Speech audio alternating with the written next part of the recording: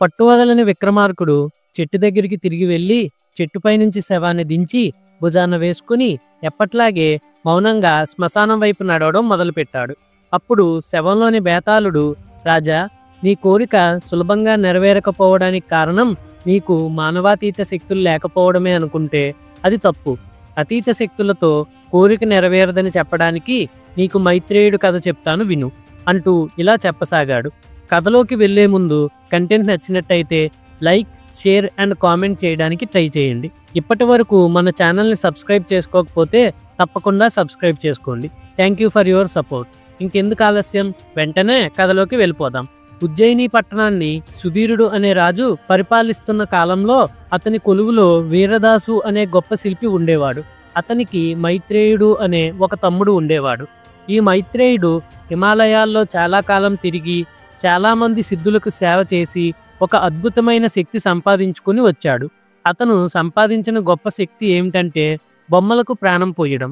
మైత్రేయుడు తన అద్భుతమైన శక్తిని రాజు ముందు చూపించాలని అనుకుని తన అన్న చేత 2 ఆడబొమ్మలను తయారు చేయించి నిండు సభలో ఆ 2 ఆడ విగ్రహాలకు ప్రాణం పోశాడు.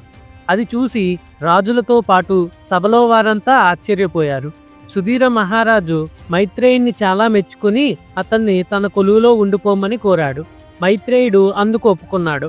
కొంతకాలానికి సుధీరుడికి మైత్రేయుడికి మంచి స్నేహం ఏర్పడింది. ఒకసారి సుధీరుడికి తనలాంటి బొమ్మను నిజంగా చూడాలని కోరిక కలిగింది. అతను తన కోరికను మైత్రేయుడికి చెబితే మైత్రేయుడు అతను కోరిక తీర్చడానికి ఒప్పుకున్నాడు. మైత్రేయుడు తన అన్న వీరదాసు చేత సుధీరుడి బొమ్మను రాతితో బాగా తయారు చేయించి దానికి తన ఇంట్లోనే ప్రాణం పోసి అర్ధరాత్రి సమయంలో ఆ మాయాసుధీరుని వెంటబెట్టుకుని రాజభవనానికి బయలుదేరాడు. అన్ని దేశాల రాజధానుల్లో లాగే ఉజ్జయినిలో కూడా శత్రువుల గూఢాచారులు ఉండేవారు. మాయాసుధీరుని చూసి రాజే అనుకుని కొందరు శత్రు గూఢాచారులు అతని మీద పడి చంపి పారిపోయారు. తెల్లవారేసరికి రాజును ఎవరో చంపేశారన్న వార్త పట్టణమంతా వ్యాపించింది. అయితే చనిపోయింది మాయాసుధీరుడని, అసలు సుధీరుడు కాదని ప్రకటన జరిగింది. ప్రజలు సంతోషించారు.